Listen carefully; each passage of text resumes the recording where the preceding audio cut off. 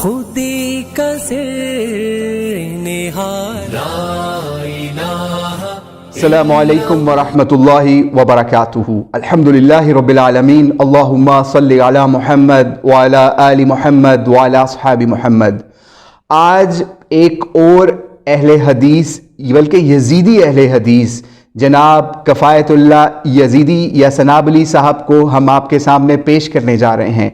انہوں نے عمر صدیق کے اوپر بغیر کسی دلیل کے ایک نیا کیس کھولا اور یزید پلید کی وکالت کے اندر ایک نیا کیس کھولا کہ اس کی اسلامی فوج نے تو کوئی ظلم نہیں کیا، انہوں نے تو کوئی ریپ نہیں کیے، 1000 ریپ جو کہ تاریخ کے اندر بتائے جاتے ہیں وہ بھی کوئی تاریخی کتاب کے اندر آپ کو اس کا حوالہ نہیں ملے گا۔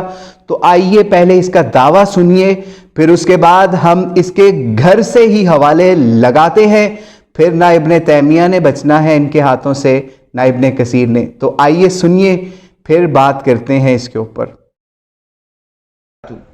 عمر صدیق صاحب فرماتے ہیں کہ یزید کی فوج نے جب مدینہ پر حملہ کیا تو وہاں کی عورتوں کے ساتھ، اور 1-2 عورت کے ساتھ نہیں، 1000 عورتوں کے ساتھ زنا بالجبر کیا۔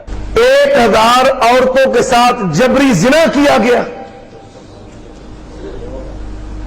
ایسے ایسے پلید کام کیے گئے کہ جن سے انسانیت بھی شرمندہ ہے۔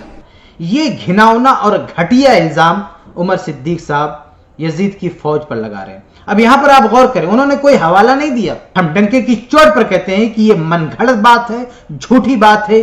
اسلام کے دشمنوں نے اپنی طرف سے اسلامی فوج کو بدنام کرنے کے لیے یہ باتیں بنائی ہیں۔ عمر صدیق صاحب نے صحیح سند سے اس کا کوئی حوالہ دیا نہیں اور دے بھی نہیں سکتے۔ دنیا کی ساری لائبریری آپ چھان ماریں، تاریخ کی ساری کتابیں الٹ پلٹ لیں، کہیں آپ کو صحیح سند سے اس کا کوئی حوالہ نہیں۔ جی تو آپ نے ملاحظہ کر لیا کہ کفایت اللہ سنابلی اور یزیدی اہل حدیث نے کیا دعویٰ کیا۔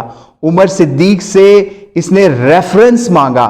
تو آئیے، عمر صدیق تو پہلے بڑی دفعہ اس کو ریفرنس دے چکا ہے، لیکن ان یزیدیوں کے کانوں پہ جو نہیں رینگتی۔ یہ میرے ہاتھ میں تاریخ ابن کثیر ہے، البدایہ والنہایہ ہے، اور لکھی کس نے ہے؟ ابن کثیر نے۔ علامہ ابن کثیر کون ہے؟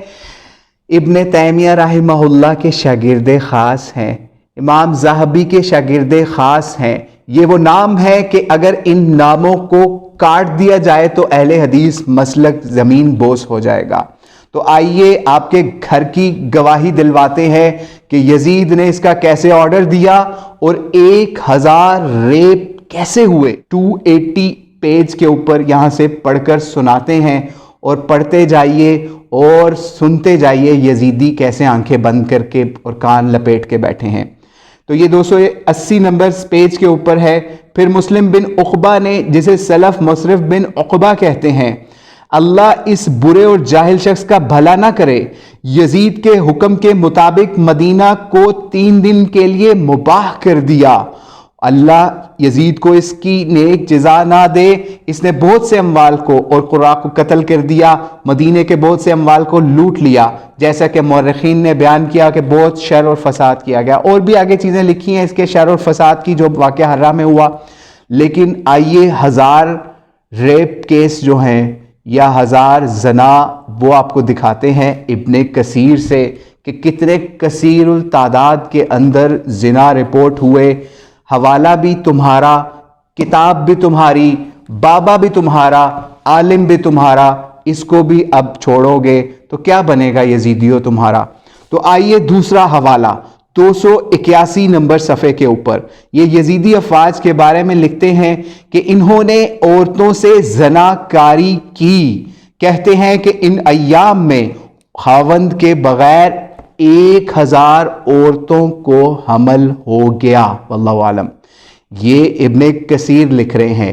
دوسرا حوالہ اس کے نیچے ہی دوبارہ دوسری بات، مارکہ حرہ کے بعد اہل مدینہ کی، یعنی پہلے تو حمل انہوں نے زنا رپورٹ کیے ابن کثیر نے، اب دوسرا ان زنا کاریوں کے نتیجے میں کیا رپورٹ کر رہے ہیں ابن کثیر۔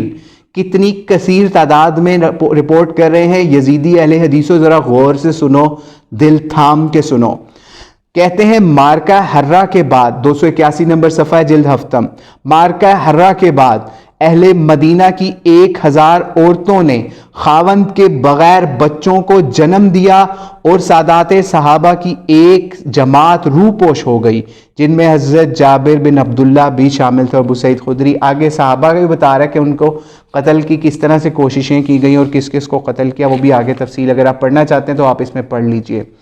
تو یہ تھے البدایہ والنہایہ والے علامہ امام ابن کثیر رحمہ اللہ، جو اہل حدیثوں کے اندر بہت بڑے محدث بھی ہیں، بہت بڑے مورخ بھی ہیں اور بہت بڑے مفسر بھی ہیں۔ ان کے مکتب، ان کی کتابیں چھاپ چھاپ کے تھک جاتے ہیں، لیکن جب ان کو یزید پلید کے خلاف ابن کثیر کا حوالہ دیا جاتا ہے تو تاریخی روایت کہہ کے آنکھیں بند کر لیتے ہیں۔ تو یزیدی اہل حدیثوں کوئی آنکھیں کھلیں ابن کثیر کے حوالے سے، تو اللہ سے دعا ہے اللہ اس یزیدی اہل حدیث کو ہدایت دے اور اس کو یزید پلید کی وکالت سے یا اس کی گندگی کو صاف کرتے ہوئے صرف ہمیں نہ نظر آئے یہ بندہ، بلکہ حسین ابن علی علیہ السلام کی وکالت میں یہ نظر آئے اور وہ حوالے آپ کو ڈھونڈ کے دے جس سے پتہ چلے کہ یزید پلید نے کیا مظالم ڈھائے، جن کو ہم آپ کے سامنے بتاتے ہیں اور یہ جاہل یزیدی اہل حدیث آپ سے چھپاتے پھرتے ہیں۔ تو اس بات کو پوری دنیا میں پہنچائیے تاکہ لوگوں کو پتہ چلے کہ لوگوں کے ساتھ کتنا بڑا فراڈ ہو رہا ہے، اور ہم اس فراڈ کو ایکسپوز کر رہے ہیں کہ یزید کے بچے آج بھی زندہ ہیں، جو کہتے ہیں، جن کے بارے میں ہم کہتے ہیں کرتوت جان کر بھی کالے یزید کے، پھر بھی اسی کے ساتھ ہیں یہ سالے یزید کے۔ السلام علیکم ورحمۃ اللہ وبرکاتہ۔